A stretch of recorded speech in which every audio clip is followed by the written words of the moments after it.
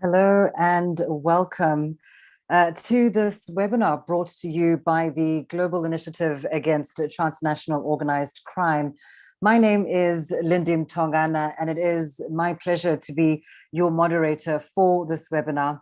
I am a broadcast journalist based out of Nairobi, Kenya, and also the host of one of the GI's podcasts known as Africa and the Global Illicit Economy. I will tell you more about that a little later, but for now, it is my pleasure to welcome you to this afternoon's session and, of course, to help guide what will be a very interesting discussion over the next 60 minutes or so. Now, the Global Initiative, as you may well know, is an independent organization with a network of over 500 members that is dedicated to seeking innovative and new strategies and responses to organized crime. This is mainly done through research publications and reports, but also video content and podcasts on criminal markets around the world and their impacts. Well, today the GI is launching a brand new report. It's titled Black Gold, the charcoal grey market in Kenya, Uganda, and South Sudan. The report is the outcome of research that has been conducted by the GI's Civil Society Observatory of Illicit Economies in Eastern and Southern Africa. It's a network of civil society activists, researchers, and journalists who work to map and analyze criminal trends and illicit flows across the region. So the report that's being launched today has been authored by members of this network in Eastern and Southern Africa. And I'd like to take a moment just to acknowledge the authors of that report: Simone Haysom, Michael McLagan, Julius Kaka, Lucy Modi, and Ken Opala.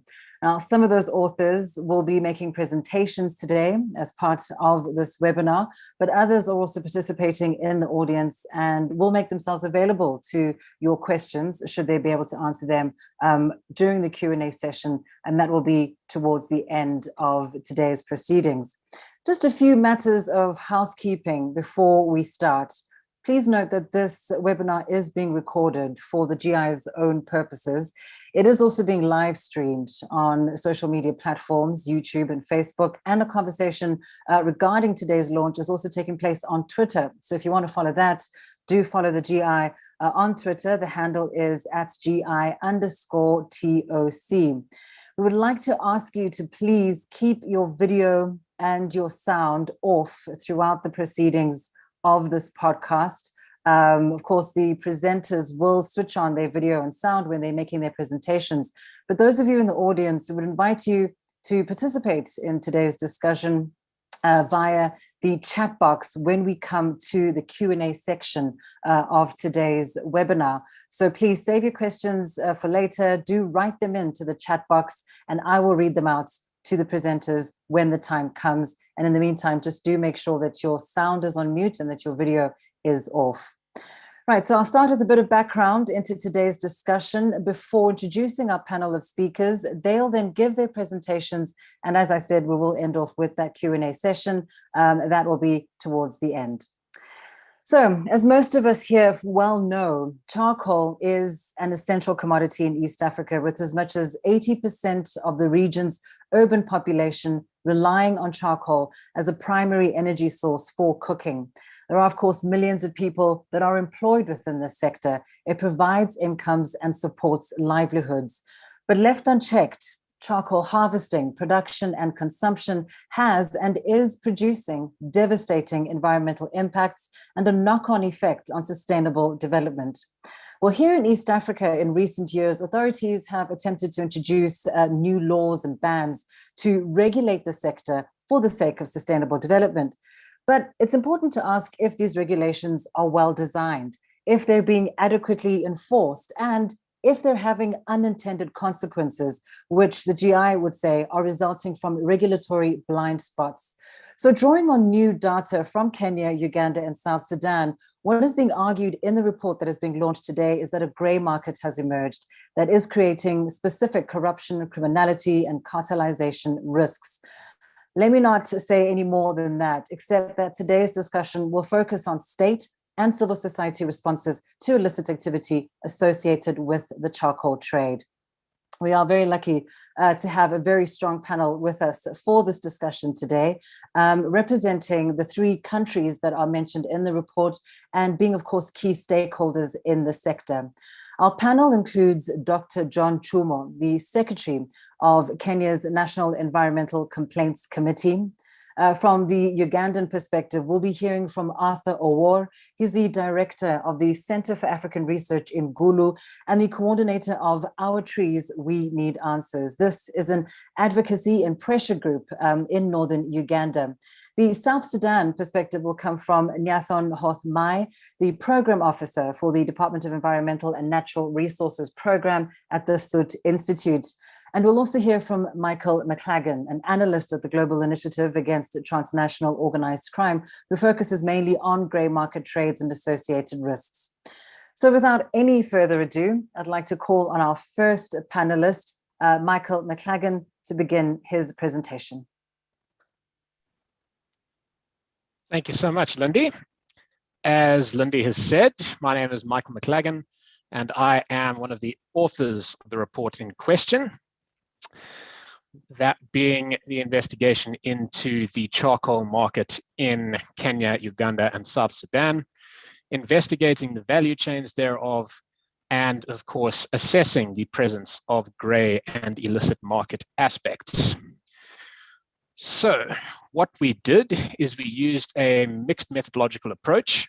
It entailed qualitative interviews and quantitative pricing surveys conducted over an 8-month period from March until October 2020. In total, we conducted 348 interviews across various sectors. So interviewees included people involved in the charcoal value chain, government officials, and academics and journalists, to name but a few. And pricing surveys were conducted on a regular basis in cities and towns across the 3 countries until eventually, after the 8-month period, we formulated average prices per bag of charcoal per country, which is illustrated on the graphic on the slide. So turning to charcoal as a commodity, it is one of immense socioeconomic importance in the region, not only because of its use as a household fuel for cooking, but also because of the livelihood option that it offers many people in the region who may lack employment alternatives. It is because of this high degree of importance and the great demand for charcoal that a lot of pressure is placed on the forest reserves of the countries in question. And it is because of this that governments have sought to intervene in order to mitigate the negative environmental consequences. One such method, which we have singled out due to the fairly controversial nature thereof, is this method of prohibition. Each of the countries in question have utilized the prohibitionist model to some extent. Kenya has introduced sporadic bans on charcoal production, most recent one being in 2018. This is also the case in certain counties in Uganda, although no national moratorium exists. And in South Sudan, there is a national moratorium on the export of charcoal, while the production remains legal. So each country in question has utilized this prohibitionist model. Now, the main shortcoming with prohibition is that where there exists a commodity for which there is a sizable demand, that demand does not suddenly disappear upon the commodity being outlawed. In terms of the charcoal trade itself, what we have noticed is that when charcoal is, say, banned in a certain county, production merely shifts to another county or from one country to another country. So the problem isn't solved, it is merely displaced. Secondly, there is no guarantee that placing a moratorium on production or transport actually prevents the practice. Very often, especially when people are dependent on the commodity for their livelihoods, they continue about their business, albeit more clandestinely. And then thirdly, whenever something is prohibited, it is pushed beyond the purview of the law, and this creates a broadened scope for the development of an illicit market. So we have framed charcoal as a grey market issue. And what is meant by a grey market is one that is, strictly speaking, legal, but where certain illicit elements exist. So there is a licit market and a parallel illicit market, and the gray market is where these two intersect. So to illustrate this point using a practical example, say that there is a consignment of charcoal traveling from Uganda that, for argument's sake, has been legally produced. And once crossing over into Kenya, it picks up a few bags of charcoal that have, say, been illegally produced. Now, these are then mixed together, and it becomes difficult, even impossible, to differentiate the licit from the illicit stock. And by the time it reaches the marketplace where it's purchased by the consumer, it's essentially de facto illegal, because there is just no sure way of determining which of this charcoal is legal and which is illegal. So it's just generally regarded as legal, hence the term gray market. Now, turning to illicit elements specifically, generally, this is the result of opportunistic production. In other words, people who are continuing about their trade in order to sustain their livelihoods. But there are more organized elements to the charcoal market, organized criminal elements, so to speak. And while it is not as pronounced as in other trades, such as drug trades or the market for animal parts, it is present. And the form that it takes is usually loose groupings headed by what are known as charcoal dealers, people who are able to exert a certain amount of influence in charcoal value chains. They're able to commission clandestine production, usually through intermediaries known as brokers. They are able to organize transport of the commodity through ownership of vehicles capable of doing so. And they're also able to collude with local government officials. And now, why the presence of such groupings pose risks is, firstly, it undermines efforts to mitigate environmental degradation. Secondly, it also undermines governance and governance structures through collusion with these local politicians and corrupt practices. Now, there is also the problem of compromising law enforcement, usually through bribery.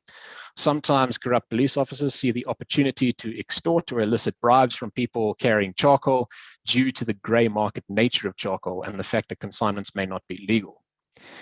And then there are also more organized practices, such as one we noticed during our research called kusafisha barabara, which is a Swahili term meaning to cleanse the road.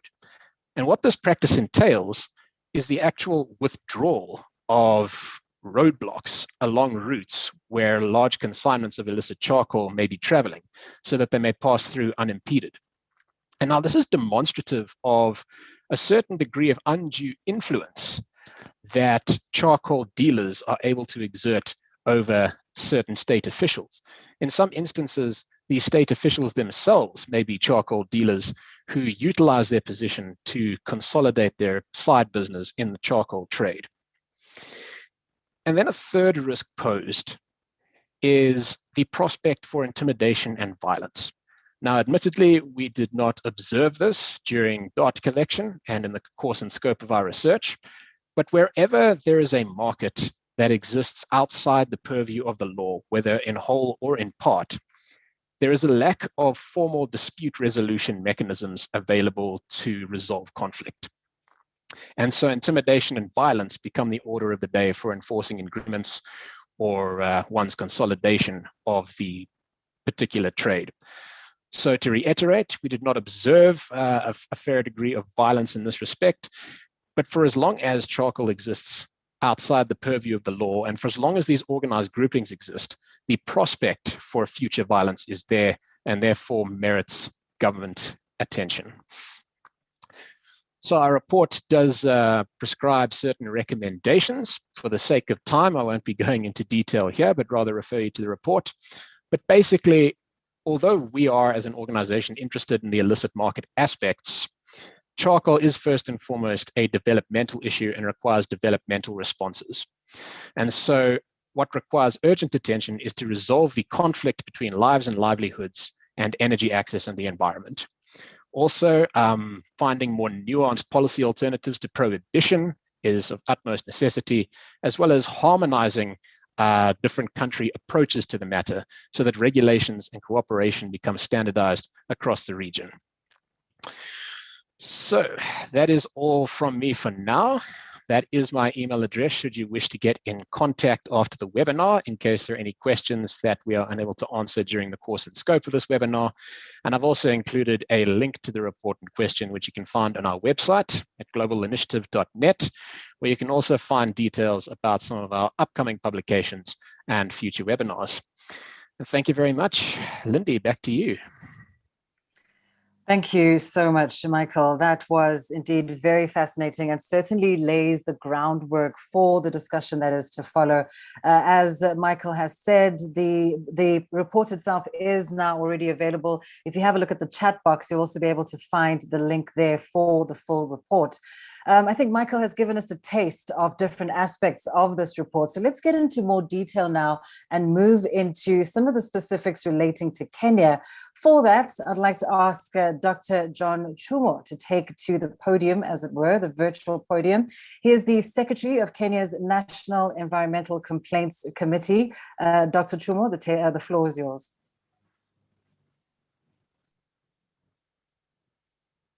Thank you so much.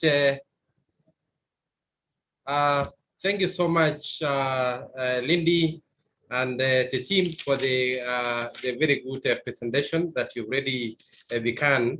The whole team of the Global Initiative Against Transnational Organized Crimes, Lindy, Michael, Ada, Simon, and Joyce. I want to ask Claudio to start, beaming in my presentation.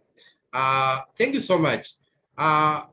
This is National Environment Complaints Committee. I come from Kenya, actually representing the National Environmental Complaints Committee, which is actually indeed the Environmental Ombudsman.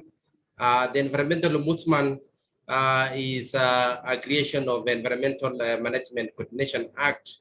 That is the main law in this country of Kenya. And basically, it gives us a platform as an ombudsman, as an advocate to the voiceless as regards to the complaints that relate to environmental degradation. This is it is an institution that began. Claudio, you can just be moving on. Just move on. As I say that NECC came on board in the year 2003, and it is the main environmental ombudsman concerning issues to do with the litigation and environmental investigation in this country. Yes, let's move on. Just move on. Our function as a committee is to investigate allegations or complaints against any person or the authority in relation to the conditions of the environment. So the people outside there, I will feel that there are issues to do with the environmental degradation has happened, they will be able to have an opportunity to call us, and we can be able to investigate. And those investigations are actually reports taken to the Cabinet Secretary, who is actually the Minister in charge of the environment. We are also given another role to undertake what we call the public interest litigation on behalf of the citizens concerning environmental degradation and environmental justice. We would, as per our constitution, the citizens of Kenya are actually given a right to a clean and healthy environment. Move on. On the topic that we are discussing today, which is actually very important, I would want to say that this is indeed a very serious issue that we really receive every day concerning the matters environmental degradation as a result of charcoal. And I want to say that what has happened is that because of the population explosion that's actually happening across the East Africa, and in particular in Kenya, we know we are now over 40 plus in terms of almost 50 million, and there is a serious demand for energy sources. And actually, this energy sources is actually coming from the plant or rather based energy sources, and therefore about as we have said, it's about 80% of the people of Kenya basically use, charcoal or, plant-based energy, because the issue of electricity and other sources of energy are actually rather expensive, and therefore people actually opt for either kerosene or charcoal. But mostly they would actually go for charcoal for food production, and also for ensuring that their houses are warm, and also, basically using it now as a business. Yeah, so we can move on. Therefore, charcoal has very unique properties as compared to other fuels, because they are actually heavily available to the people of Kenya. And as I've said, that about 40% of the charcoal that we actually consume, and also may probably, get into other countries within the East African region, actually comes from the reglands, and therefore 20% would actually be coming from the our cassetted forest. So actually that being illegal, because from the cassetted forest, we not expect any charcoal, but because of the hide and seek of some of the people who would be able to do illegal business, would be able to get some few trees cut and come up with the charcoal. But since 2018, it was a moratorium was put, and the levels, especially from the cassetted forests, has actually gone down. We can move that. Let's move on. Let's move on. We are saying that about 200,000 people actually benefit from this, and therefore either indirectly or directly. And therefore, this actually we are actually saying at a very low number, but actually it even goes beyond that. If you look at the way people would actually, because they get this to sell and get food, sell to actually take their children to school, and those kind of things. And it is actually a serious thing. We have actually said that as a result of this demand for charcoal within Kenya, and also across within the East Africa region, we've actually seen a serious hike in terms of the profits coming from this. And there is a serious, obviously, degradation in some of our forests and the woodlands. We are also seeing that in Kenya, the challenge that we have is that the issue of charcoal in terms of being managed is cuts across several other institutions, like what the Kenya Forest Service will be doing to conserve the cassetted forest. National Environment Management Authority has some role, and the county governments also have some role. But there is need to actually harmonize so that we can be able to move forward. But as for now, that kind of, the way we have different institutions managing the same, would actually be able to have a problem. We can move on. Let's move on. So we are actually saying that as a result of the weakness in terms of the legal mechanisms, then therefore creates a very gray market where, for example, that there is the demand is high in terms of for people to get charcoal, and from the rural areas all the way to the urban areas, whether Nairobi or probably Mombasa and all other places, then there is always a need. Therefore, the demand creates a criminality where, for example, people, as Michael was saying, that obviously when there is something that is not clear in terms of the way it is being produced and the chain of production, therefore obviously leads to cases of corruption and the illegal production of the same. And obviously this also becomes a serious issue. We would also say that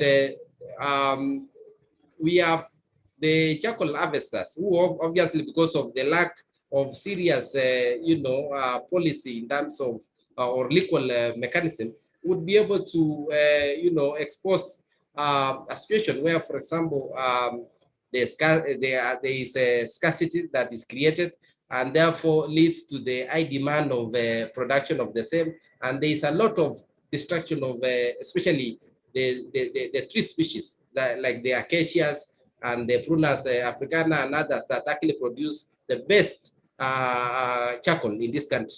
And therefore, that the scarcity therefore has actually resulted into destruction and actually clearing of those very endangered species of trees. We can move on. Therefore, there is in Kenya there is a ban on production and the transport of charcoal that requires, especially since 2018, and we are saying that as a result of that, the people of Kenya are actually asked probably to follow some of the procedures in terms of, getting to a point where they can be able to, from production, transport, and selling and all that.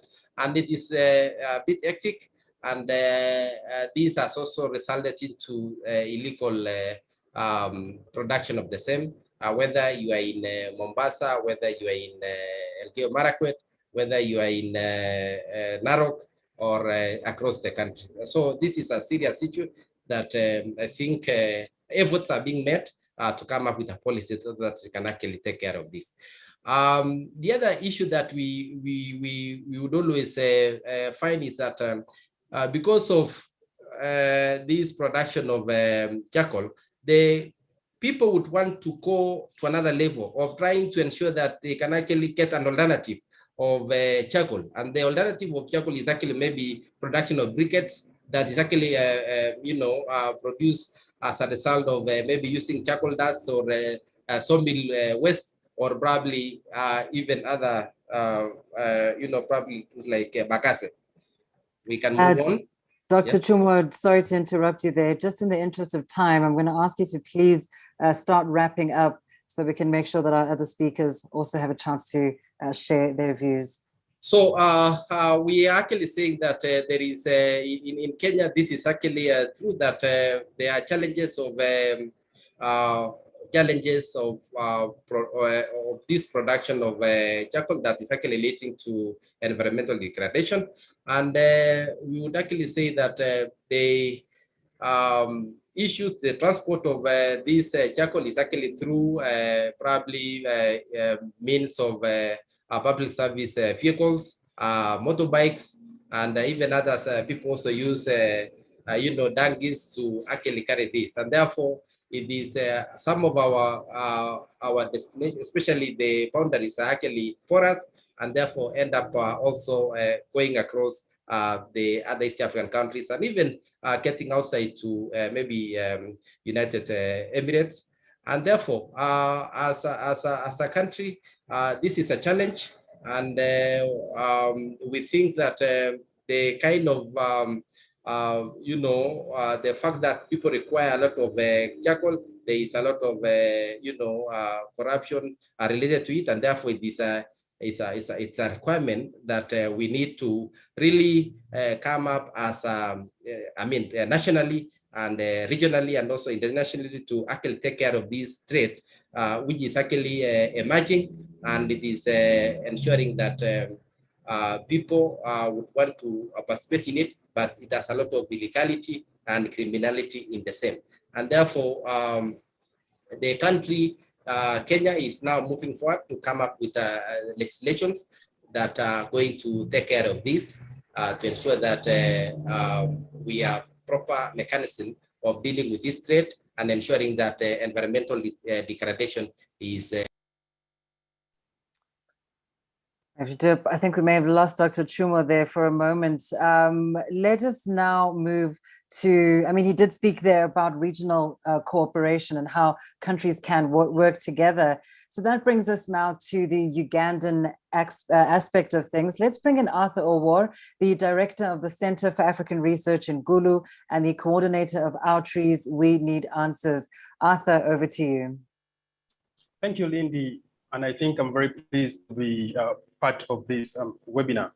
A lot has been actually excavated by the research that was actually done on black gold and the charcoal grain market in Kenya, Uganda, and South Sudan.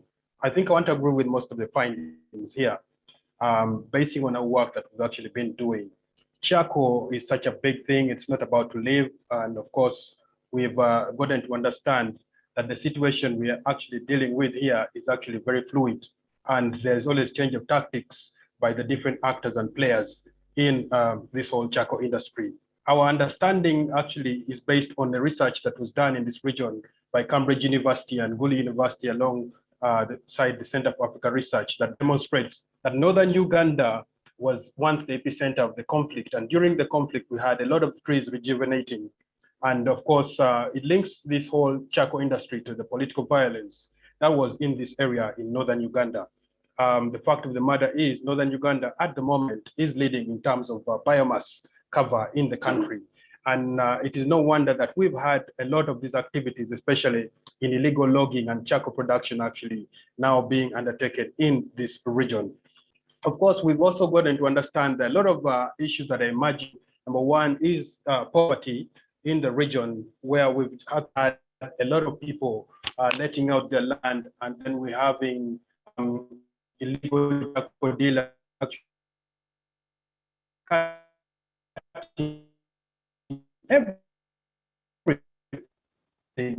Arthur, we seem to be struggling with your connection a little bit. If it's easier, you feel free to just give us your audio only. The point is that we have not outlawed as not outlawed. There is need to distinguish between the three levels of production, which is small scale, medium scale, and then large scale production.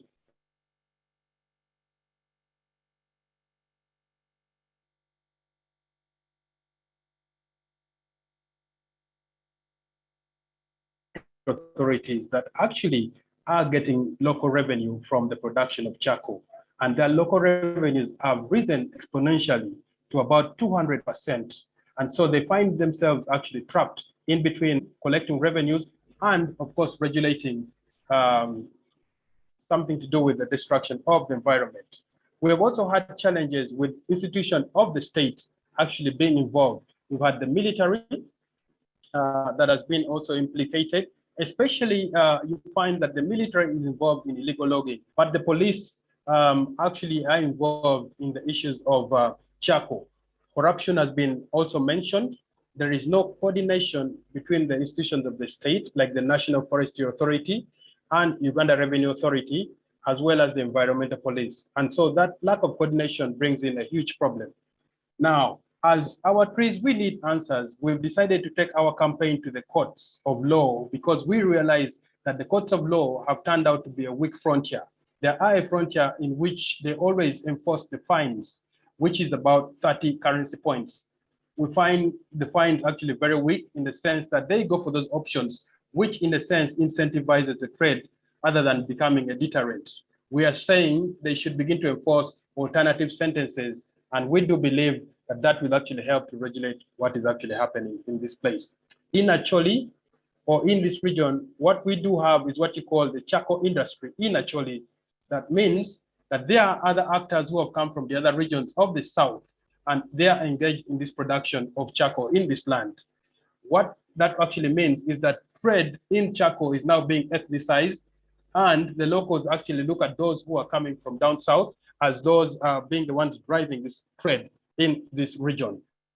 We've also had a problem with our traditional leaders who actually were meant to be protecting the very, very traditional native tree species like the shea nut, which, as my colleague said, produce very good charcoal. You know, so the shea nut trees are now being cut. We know that the shea nut trees have immense economic value. They have immense traditional value and other values. But that is no longer the case as people are now beginning to cut them down, probably because of poverty and other factors. I do want to agree with my colleague who's raised a lot of issues, Michael, but we've also had that, the trade has been very challenging because the actors are very dynamic in the tactics that they do use. They have now switched tactics and begin to transport charcoal using box body trucks. So the activists cannot now see the charcoal being transported. It is now hard. Secondly, they are now using the local women, getting married to the local women in the area. And these women act as spies or engage in espionage to always alert the dealers whenever we are having issues or whenever the police is getting into an operation to kind of cap down on what is happening. We've also had the dealers opening up roads, illegal roads that connect them to other places where they begin to beat security and they're able to transport charcoal to other districts. There has been corruption and bribery, as Michael pointed out, and more recently has been the issue of child labor. I think we've also been grappling with a regulation that can be actually deployed in this region. And that, I think, is one of the avenues in which we're always trying to check what is happening. The new regulation has been passed already by one of the districts called Kidgum to try and codify efforts, because the legislation we have is bits and pieces. But this ordinance is being creative and is coming up with what you call charcoal farming to try as much as possible to promote fast-growing species of trees that can be used for the purpose of farming charcoal. I know in the interest of time, let me end it here to allow my other colleagues to weigh in. Thank you, Lindy.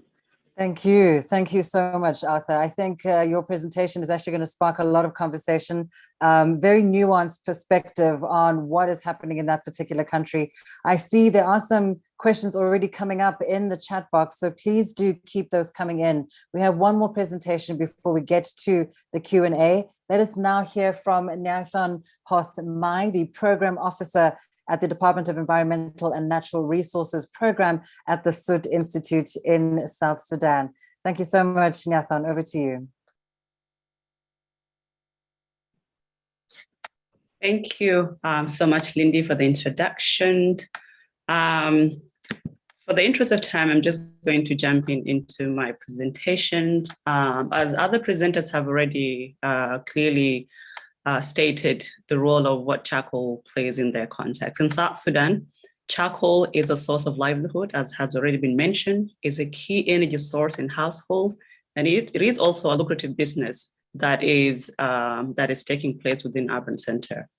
But if it's not well regulated, it has the huge potential of destroying the forest and foster corruption and cartels group. Just as an example of as a source of key energy in households, there was a survey that was conducted by UNEP and South Sudan government in 2015. This study did estimate that 88% of the household in Juba alone, 74% of businesses and 40% of institutions in just Juba alone use charcoal as a source of energy for cooking. So this doesn't include the other areas, urban centers in South Sudan, and this doesn't also include some of the illegal charcoal, which I'll talk about that shortly, that leaves the country. So it is estimated that 5 million trees are cut down annually just to supply Juba alone with charcoal. So these sort of give us a glimpse of how much pressure charcoal have on our forests in South Sudan. As a source of livelihood, as Arthur has already mentioned, we do have small-scale production of charcoal, and it's predominantly done by armed forces. These are involved, and we're talking about the army, and they use this as a source of alternative source of livelihood. Some of you might have heard South Sudan soldiers go for months, even years without getting their salary. So charcoal has become the alternative source of income of how to support themselves and support their family. There are also small scale members from community who are actually involved in the production of charcoal for their livelihood. And also as a lucrative business, there are, in South Sudan, if you go to a local area where charcoal is being produced, you can buy a bag of 25 kilograms of charcoal for $2. When you bring into Juba, you sell it for $60. So this is a huge economic benefit for those who are involved in the trade. And then as well, there's illegal taxation that is not collected by the government. So here, there's aspect of business and corrupt practices that are going on here. So even though, as we've seen already, charcoal do play a key role in South Sudan, in particular in urban centers, it has a potential of deforestation and degradation of forests. Here, we have heard of cases where those who are involved in the production of charcoal are even going as far as cutting down trees in protected forest in South Sudan, and also that we even heard of cases where bamboo trees are being cut down to produce charcoal. So it has a huge pressure on the forest in South Sudan. So when it comes to laws, before I go to the law as well, South Sudan as well do have a large scale production. And this is mostly done by traders from neighboring countries. And here we've seen a lot of traders that come from Sudan, they come from Uganda, they come from Congo, Ethiopia, and Eritrea. South Sudan scales, based on other studies students has done or involving, do indicate that the production is in small scale. But the larger or medium scale, you will call it, is mostly from the neighboring countries' traders. So when it comes to these now require, because we've seen the pressure this has on the forest, and then as well how this has a potential of corruption practices. These calls for the government to regulate and control, especially to protect the forest. And to do that, South Sudan doesn't have a law that regulate the charcoal production. The law that is supposed to regulate is the Forest Bill of 2019. It has been a bill since 2019, and that it has not been passed. And the only thing that was passed was in 2019, where now the forest policy was approved by the president. So clearly there's no law that protects the forest or even guides the traders what type of trees and which area they should be trading. So the only legal, it's not really a legal framework, but the only legal instrument that is available now in South Sudan was a ministerial order that was issued in 2015 to ban the export of charcoal, but not the production. So this is the difference. Production is still legal, but only to export it to other neighboring countries that is illegal. So to implement this ministerial order, they form a committee, and this committee it's made of army, representative from the police, armed forces, and relevant government institutions that form this committee to oversee the implementation of this order. According to, to enforce it, security personnel at all the major key borders are instructed to stop any charcoal that is being exported outside the country. So that's how. So according to the committee members, they do believe that yes, this ministerial order has stopped the trade of exportation of charcoal. But according to other sources, which are confirmed sources that we came across, it says that actually the exportation of charcoal has not stopped. It has just gone underground. There's a lot of illegal smuggling of charcoal across the borders, and there could be a collusion between the traders and the security personnel who are at the border. And so this now bring to the question, especially to the government, if here they are here to protect the forest, and then the ministerial order is not enough to stop that. And so it comes to now a recommendation that especially the committee that is specifically now dealing with to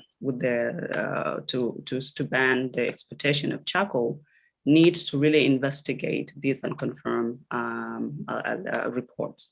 if indeed there is corruption that is going on along the borders. We know that there are taxes being collected. We don't know who's collecting them, where they're going. We also know that charcoal do pass at night. And the question here is who's allowing them to pass at night? And we know that as well in South Sudan is that there's no way where foreign traders will go deep in South Sudan remote areas to go and cut down trees and produce charcoal without support either from the armed forces or from key individuals within the government and within the community. So these really indicate there could be a cartel that is forming or corruption that is going on there that we are not really aware at the moment. As researchers, it's very difficult to really get into the depth of what is really going on because there's the army involved there and they're not, trust me, not the most friendly people to interview. But I think if it comes from the government, especially the committee that already have the representative from the armed forces, they could really get to the root causes exactly of what's going on. So in respect of time, I'll stop here and then I'll take questions as they come in. Thank you. Thank you. Thank you so much, Nyathan. Of course, there are a lot of questions that have already come in, so let's get straight to it. There are a few questions that have been posed here for Dr. Chumo. I'll start with those. A question from Ronald Musoke, really relating to the implementation of this moratorium in 2018. Ronald asks, where did the government expect the urban population to get their charcoal from? And hasn't this moratorium just increased the illegal dealing in the charcoal business? And perhaps that the policy has also had an effect on Uganda. There is another question for you, Dr. Chumo. I think you can maybe tackle them together. Has the NECC dealt with any complaints related to the charcoal trade? That question there from Julia Stanyard. Dr. Chumo, if you can start with those questions and we will bring in the other speakers and other questions in just a moment. Thank you so much, Lindy. One is that in 2018, the government of Kenya put up a moratorium to actually stop, the production of, the illegal, first of all, the harvesting of trees in our cassetted forest. And therefore, that actually meant that any charcoal that was actually being moved from one point to the other was actually stopped for some time. But then later it was agreed that the charcoal that can be only be allowed to be sold should come from own funds, from the people's funds, private funds, which therefore meant that there was a reduction of charcoal from actually the illegal charcoal from the cassetted forest. And therefore I want to say that it was not a total ban, but it was actually there was some opening for the farmers themselves who are actually having their own plantations that could be able to do it in sort of a legal way as the country is coming up with a serious and comprehensive policy. The other thing is that as National Environment Complaints Committee, we have actually received complaints resulting to complaints from the 190 and other institutions that charcoal burning is actually a source, or rather has actually created a degradation of the environment across the country, whether it is actually within the boundaries or just around the boundaries or within the country. So actually the threat of charcoal is obviously a source of actually environmental degradation because there's illegal logging and there's a clear field of trees and reducing the forest cover. And that's actually the kind of complaints that we receive, and it's actually enormous, actually across the country. Thank you so much, Dr. Chumo. Peter Wakaba has asked a few questions, and I wonder if perhaps, Michael, you might be able to tackle some of these questions. The first is, does the report tackle the issue of how much the sector may be worth annually? And another question was the research able to identify any linkages with organized crime? Well, thank you for the questions. So on the first question, yes, the report does make some assessments about what the market is worth. It is contained in the report. Just a proviso on that, there are some problems with estimating the values of markets, and that's especially given due to the informal nature of the trade. Estimating its value can be quite problematic, but I will refer you to the report for that. It does make various findings in that aspect and is something which would take a bit long to answer here. So short answer is yes, the report does cover that. And then connections with organized crime. Now, I think it's important here about how we define organized crime, because if now you establish a grouping that decides to trade in charcoal and you willingly, circumvent the laws in place and make a profit therefrom, essentially, are you not engaging in organized crime? I think, I don't want to put words in your mouth, sir, but maybe you're referring to more specifically organized gangs who may be involved in other dealings moving in on the charcoal market. For that, we don't have any evidence of that. It is possible, of course. And one thing that I will mention that came out in the interviews that we conducted is apparently charcoal consignments are also often used for moving other illicit products. For example, ivory, something we also mentioned in the report. So what this is indicative of, should it indeed be the case, is the collusion perhaps between, for example, poaching syndicates and charcoal syndicates to move product in the same direction, or else the fact that these poaching syndicates might be moving in on charcoal as well. Again, we don't know enough to make definite assertions, but there is the likelihood that organized criminal groupings that have made their income in other streams, say maybe wildlife parts and drugs, could be moving in on this trade. But for now, what we observed are groupings that specifically deal with charcoal. And like I said, because they are profiting from essentially an illegal trade, then that basically qualifies as organized crime. So short answer to your question is yes, in that regard at least. Thanks a lot, Michael. Arthur, if we can come to you for some of the questions that have been posed. One question is from Alison Hall. She asks, are there any NGOs or organizations supporting your work in northern Uganda? That's the first question. And another from Ezaruku Draku Franklin. The question is, in Uganda, we have the military that is heavily involved in not only the charcoal trade, but generally in environmental destruction. And they seem to be more powerful than the regulators. As key actors in conserving the environment, how do you confront the monsters who hold the guns? Thank you, Lindy. I'll just go straight into the questions. Now, about being supported, that is not exactly the case. I mean, we're just a group of volunteers and activists who came together to try and get into the act of controlling the environmental degradation and violence that we see. A lot of these actors or the NGOs in the region want to be politically correct. They fear to confront the politics in the region as to what is happening with the violence in the environment. And so you will find them dwelling much, as I said before, on restoration efforts, going to the primary children, picking them up and planting pine trees and eucalyptus, while the shea trees are going, are being cut. A lot of the non-government organizations in this region concentrate their efforts in that regard. Now, the question by Draku, one that's very important, and my colleague actually from the science made that point. I made that binary or that dichotomy that in Uganda, the higher the risk, the more the money is actually involved. And the more the risk, the more you find the actors as powerful as the military very much involved. Now, the question is, how do we confront them? Our campaign has been naming and shaming.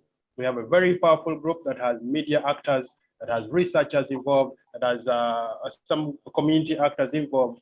So we work together as a unit and name and shame these very big actors. We recently confronted a colonel here in Gulu who was involved in illegal logging. And I thought that was actually very important. We've ramped up a lot of support, and the president at the moment has picked up this element of environmental violence in the region. And we thought that was actually a positive on our side. So we also want to say that environmental violence in this region is an issue that is securitized, going by the human security definition.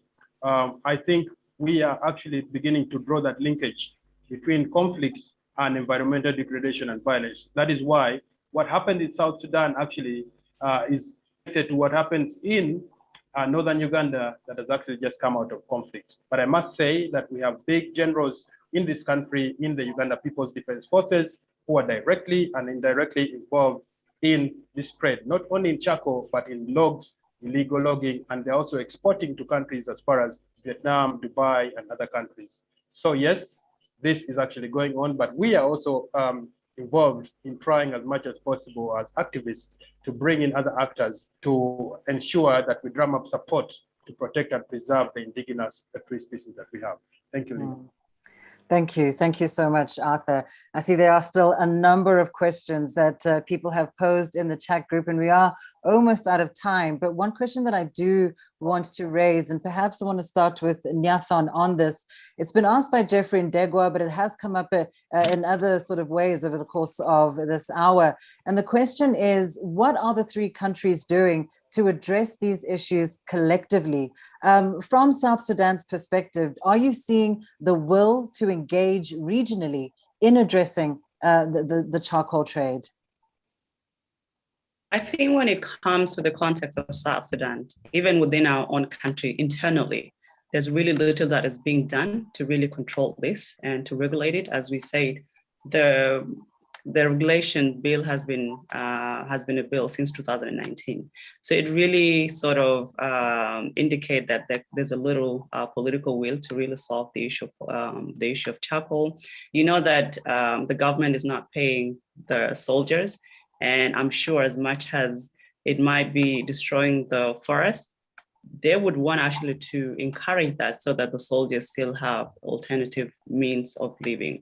So environmental protection in South Sudan is not a priority at this moment. It's about war, and it's about security forces be able to maintain themselves. So even now, we have not even started now to even involve in regional negotiation on what can be done, because even within ourselves, we don't even have the instruments to regulate our own charcoal industry. Mm-hmm. And if we can come back to Dr. Chumo, is this not a space where perhaps Kenya can take the lead in guiding a regional coordinated response? Dr. Chumo. Thank you so much. I agree with you, Lindy, that as I avert what's happening in Uganda, what's happening in the Somali, Sudan, and even what happens even in Tanzania. But we as a country in Kenya, we are actually at the front stage to do coming up with several legal mechanisms to ensure that this issue of charcoal is actually brought to a level that it can be managed.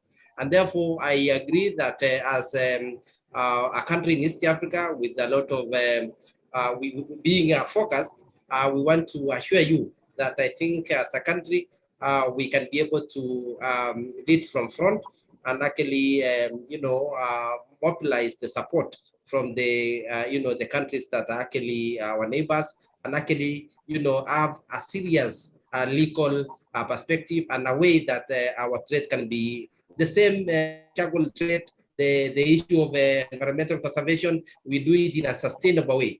That for sure, we are not saying we do away with charcoal, but what we are actually saying is that charcoal production should be done in a sustainable way, taking care of or cognizant that environmental conservation is the real thing for the future generations to come. And I believe Kenya is actually has an ability and actually organize towards that point. Thank you so much, Dr. Chumo. Just looking at the time now, we have almost finished an hour in today's session. So we would just like to extend this by a further 15 minutes or so to address some of the questions that have been posed in the chat group. But for those who do wish to leave at this point, you are welcome to do so. So just allow me to thank you for participating thus far. And as you've seen in the chat group and heard from our presenters, the full report is available on the GI's website. There's a lot of data and information there. So do go through it and really just get all that information that has been put together in this report. And for those who can, we will continue with more questions for the next 15 minutes. So I'll start now with Jessica Jan's question. The question is, does the GI have any plans to undertake future research on the illicit charcoal markets in further countries like Somalia? Michael, perhaps you can answer this in relation to why these 3 specific countries were chosen for this research, and of course, whether or not it might extend at some other point to other countries in East Africa.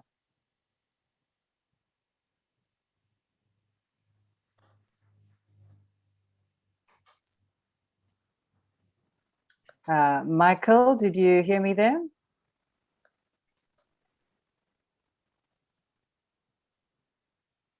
Michael, are you still with us? Lindy, I could come in and answer the question as one of the very much, authors. Essentially, we selected the 3 countries on slightly different criteria, but also because we understood from preliminary research that they did have significant cross-border trade between the 3 countries. Kenya was identified as being a major destination with a highly lucrative urban markets that we knew would be attracting charcoal from within Kenya and also from neighboring countries. Uganda, likewise, northern Uganda is known as being a prime charcoal production region with high quality charcoal that's renowned across the region. And South Sudan was also highlighted early in our sort of pre-research phase as being a country where there was a growing levels of charcoal production, potentially growing levels of charcoal export, but where there was relatively less research being done. Whereas Somalia, on the other hand, even though there has been a very acute problem there, has been relatively more studied. Thank you so much, Simone. Thank you for that. I see there have been some other questions regarding Somalia in this context, but just moving to a question now coming from Ewan Grant in London.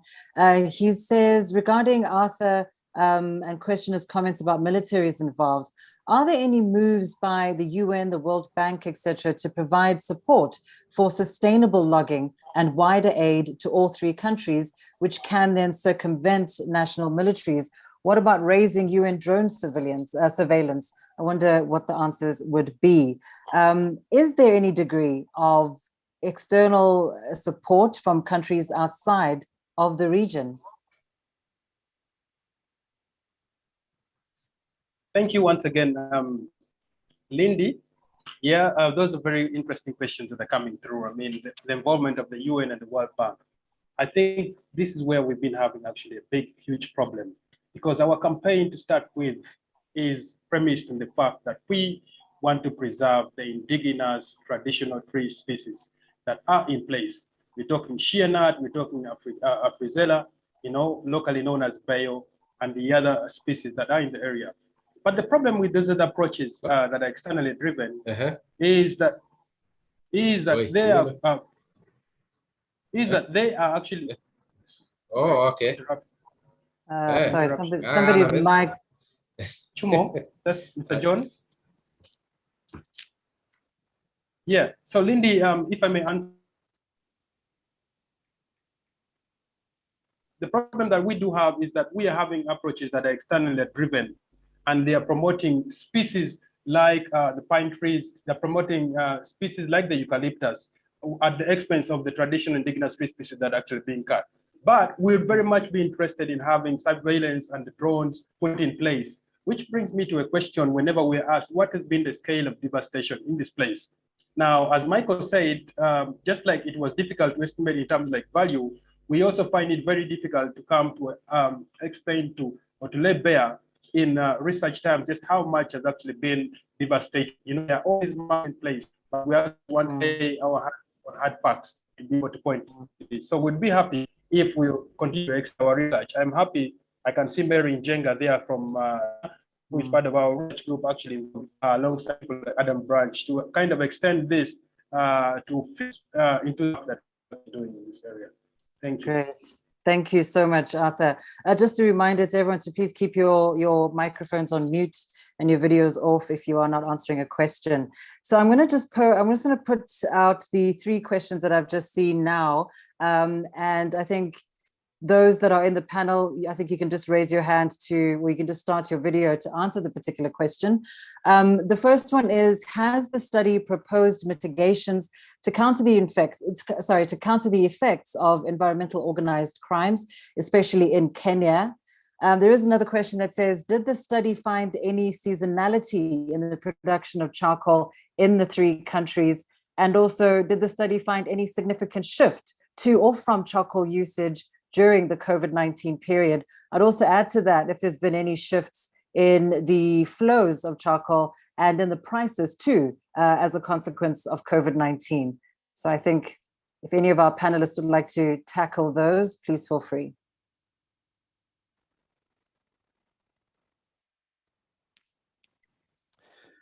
Hi, Lindy. So sorry about that. My internet connection cut out earlier, No just problem. as the question came through. Sure, so I'll answer the question. During the onset of the COVID-19 pandemic, we saw, to use one example, the Busia border post and Sophia market was quite heavily affected during the initial periods, like there was less charcoal coming through. But the market swiftly responded. So it was only really an initial disruption, but it did seem to contribute to at least an initial increase in price. But charcoal prices have been increasing even before the pandemic. So it's difficult to determine whether it was a notable increase, especially since our research actually started right during the onset of the pandemic. So it's difficult to compare our findings with prices prior to March 2020. But also, one limitation of the research was the pandemic also made it a bit more difficult for us to conduct pricing surveys during that initial period, which is why if you read the report, there may be a few lacunas in the data sets, but yes, that is a short answer to that question. Michael, do you want to address the question of seasonality in the production of charcoal? I might not be the best person suited to answer that question, but seasonality does play a big role especially during the wet season. Like some people who are employed in the charcoal sector, legally or illegally, are also working in other sectors such as agriculture during the, shall we say, the off season. So there is a higher degree of production, to my knowledge, in wetter seasons than in drier seasons. To my knowledge, at least. Perhaps another panelist would like to add to that. Perhaps Arthur or Nyathon, are there any seasonality changes that you might have noted in your respective countries? We haven't done research on seasonalities, but based on how we know South Sudan seasons, we have issue of roads during rainy season. Accessible to any area is very difficult, and the fact that the charcoal production is really in remote areas, the assumption here would be that during a rainy season, it's very difficult to conduct charcoal production and even transporting it from that remote areas to urban centers. But this is not something we've conducted research on to confirm. And Nyathon, any changes in flows, perhaps? Sorry, Arthur, I'll come back to you in just a moment. I just wanted Nyathon to also perhaps touch on what impact at all COVID-19 may have had on flows of charcoal in terms of production. So there's a research that SUD is currently involved. It's not out yet, so they're investigating what could be the impact of flow, but we still haven't seen the findings of that report yet. All right, thanks, Nyathon. Arthur, then over to you. Yes, Arthur, over to you, if you can. Looking at those questions of seasonality, as well as COVID-19. Can you hear me, Arthur? Yeah, I can hear you. Yeah, so very interesting. I'll begin with COVID, and what was happening is that, yeah, Uganda actually had several lockdown measures put in place around the time of COVID. And here I can actually remember that the regional task force for COVID pandemic here in the region was actually the 4th Division Commander, the UPDF here. And of course, one of the measures was to the effect that large trucks ferrying charcoal from the region were no longer allowed. But if you remember, one of the measures that was eased was to allow foodstuff to move from one place to the other. I mean, so there was access to the trucks that was allowed countrywide. And I think the charcoal dealers were actually taking advantage of that to try and extend their trade. And that is something that actually happened during the COVID-19 outbreak here. About the seasonality, it is very true. We actually have been experiencing a trend that during the very wet seasons, we have had a decrease in the amount of trade.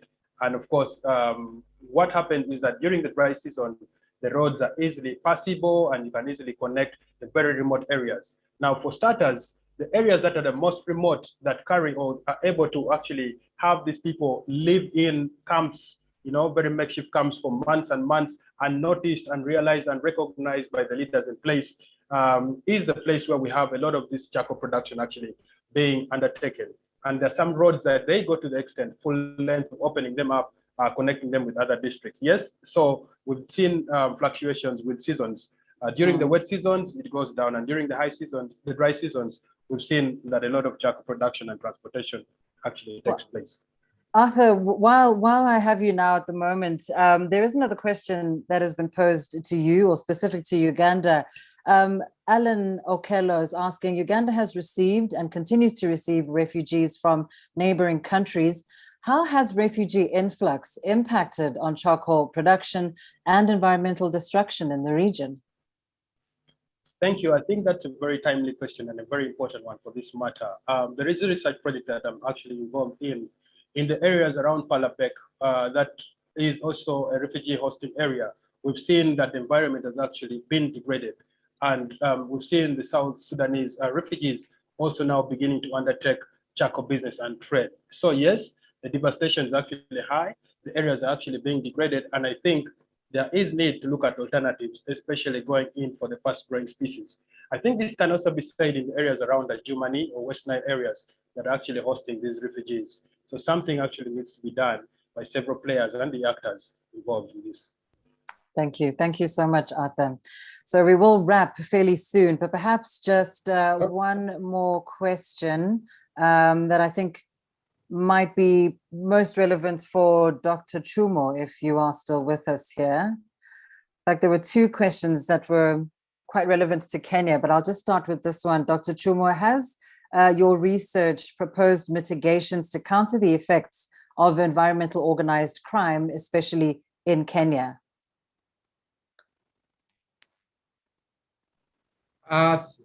Thank you so much. I believe that, as I said before, that as a country, we are actually coming up with the policy on the same, and currently it is also illegal to actually transport charcoal to any other country without proper mechanisms put forth by the government. But then, as we said earlier on, that as a country, we are the policy that is actually in the discussion now, that I'm sure within probably the course of the year, it will actually be able to bring on board management and the production of charcoal in this country in a legal way, and therefore that will actually be able to stop any illegal trade of charcoal within the region, and especially in Kenya. And therefore, we actually the policy actually supports that we have a sustainable production and trade on charcoal, but in a way that is within the law and ensuring that environmental conservation is concerned. And therefore, this issue of illicit trade across the region will be something of the past. And actually, in fact, if you look at the policy that we have, it is actually saying that in case there would be more charcoal that requires export, it will be done in a legal way, in a way that is actually encouraging trade of like any other trade in the region. And therefore, I think as a country, we are focused to ensure that this issue of illegal trade comes to an end, because it's actually, sometimes you look at what's happening in along Somali, where, for example, charcoal is being used by other, probably the Al-Shabaab and the rest, and therefore becoming encouraging coonsing and war in East Africa. And therefore, I think as a country, the policy, both the foreign policy and the trade policy and environmental policy, wraps up a situation that requires the country to focus in sustainable production and trade as far as charcoal is concerned. And therefore, our policy is clear on that. Thank you. Thank you so much, Dr. Chuma. And also, there is something that you had asked about whether the issue of the seasonality. And I want to tell you that it is true that during the dry season, there is a lot of the volume of charcoal trade is so high. Even the cases that we receive are many, especially during the dry season, because I think because of the roads, and also people can be able to access forests and do those kind of illegal charcoal burning.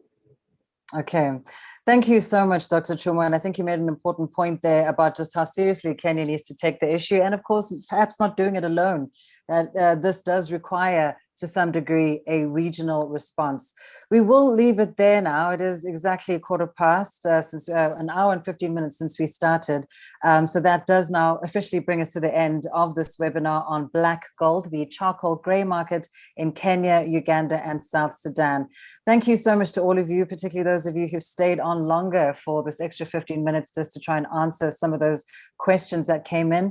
It has been a really fantastic discussion, and certainly one that fits in with the GI's objectives when we host these webinars. The idea is to create a shared space for frank debate, to share experiences, to share ideas and connections across institutional lines and national and regional lines. And I think we've met most of those objectives today. If nothing else, I hope you found the conversation illuminating, and that overall it will contribute to rethinking responses to the charcoal grey market in East Africa.